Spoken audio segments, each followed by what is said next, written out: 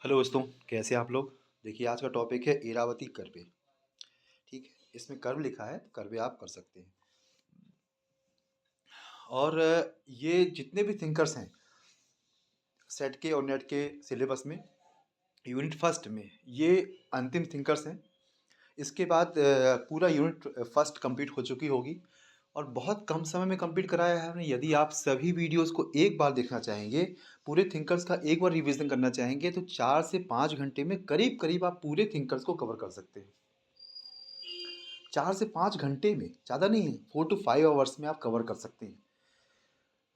देखिए, समय कम है, इसे रिवीजन ध्यान देना अच्छे से और एमसीक्यूज बहुत बेहतर तरीके से आप कर पाओ, वो ज़्यादा इंपॉर्टेंट है। ठीक है ना।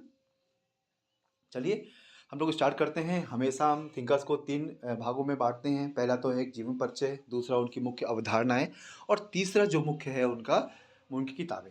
ठीक है, चलिए स्टार्ट कर रहे हैं हम लोग। इरावती के जो कर्वे हैं, भारत की एक प्रसिद्ध समाजशास्त्री, विज्ञानी और लेखिका थीं।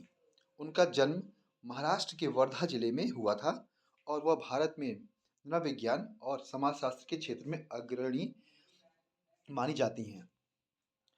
उन्होंने अपनी शिक्षा पुणे और बर्लिन विश्वविद्यालय में पूरी की। इरावती कर्वे ने पुणे विश्वविद्यालय के समाजशास्त्र और मानव विज्ञान विभाग को स्थापित किया। अब देखो, पुणे में इन्होंने किया, ठीक है, एक लखनऊ वाले भी हैं और एक मुंबई वाले भी हैं। तो इनको आप जरूर ध्यान से रखिएगा। अक्सर पूछता है कि इस समाजशास्त्र विभाग की स्थापना किसने की या इस विभाग की स्थापना की। ये तो आपको पता होना चाहिए महाराष्ट्र में कौन है। आपको ध्यान है कुछ महारा ये छोटी छोटी बातें बहुत अच्छे से ध्यान रखिएगा। ठीक है।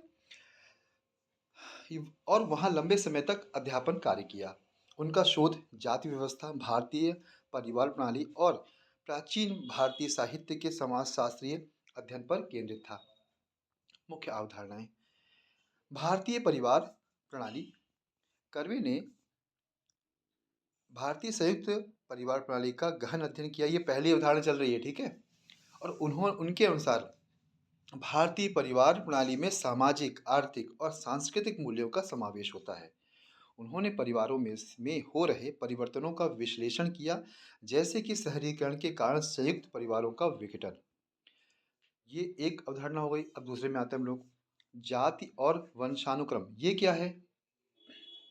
उन्होंने जाति व्यवस्था को रिश्तेदारी और विवाह पर आधारित सामाजिक संरचना के रूप में देखा। उनके अनुसार जाति व्यवस्था की जड़ें वंशानुक्रम, सामाजिक रैंकिंग और पेशे में निहित है। तीसरा क्या है इनका, सांस्कृतिक क्षेत्रीयता। ये क्या है। कर्वे ने भारत को विभिन्न सांस्कृतिक क्षेत्रों में विभाजित किया और इन क्षेत्रों की विशिष्टताओं का अध्ययन किया।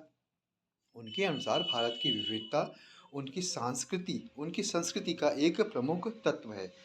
केवल आप कॉन्सेप्ट भी याद रख लेंगे ना, तो आप क्या है, आप एग्जाम में करने में पूरा बेहतर तरीके से सक्षम हो पाएंगे। ठीक है।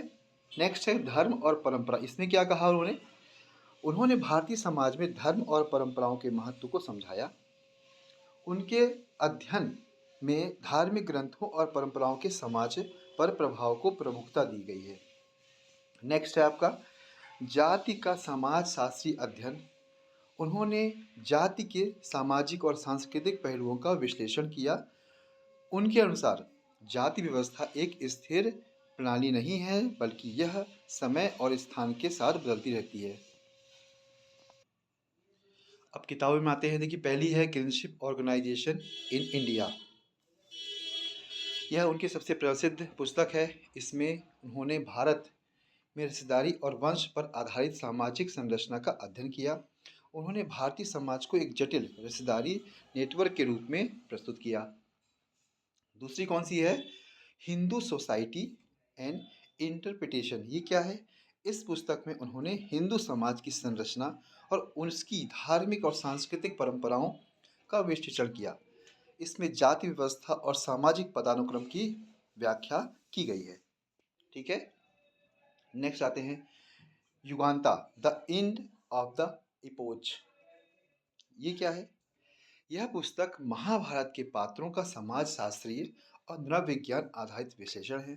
इसमें कर्ण, भीम, द्रौपदी और अन्य प्रमुख पात्रों की भूमिका का विश्लेषण करते हुए तत्कालीन समाज के मूल्यों को समझने का प्रयास किया गया है। मतलब उस समय का जो काल था ना, उस काल को इन्होंने बताया है कि समाजशास्त्र में कैसा था, के आधार पर महाभारत काल कैसा था या अन्य जो भी था, उसके आधार पर इन्होंने बताया हुआ है। ठीक है? यह पुस्तक भारतीय साहित्य और समाजशास्त्र के बीच की कड़ी को समझने के लिए महत्वपूर्ण है।